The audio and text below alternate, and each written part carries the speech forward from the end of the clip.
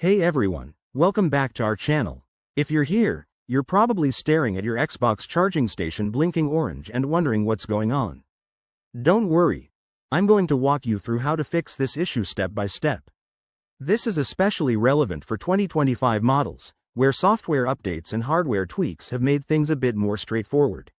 First off, a blinking orange light typically means there's a problem with the charging process, like a loose connection or a drained battery.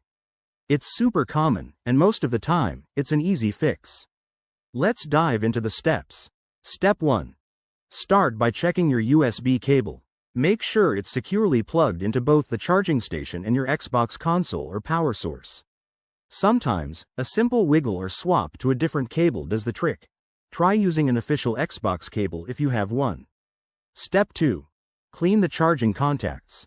Dust and grime can build up over time, preventing a proper connection.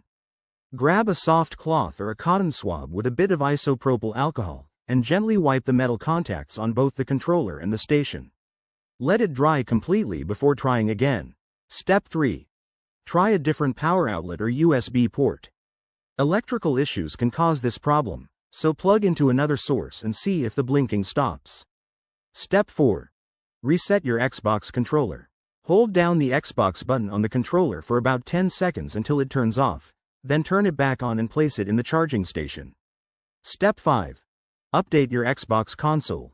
Head to the Settings menu, go to System, then Updates, and check for any available firmware updates for your controller or station. This could resolve software-related glitches.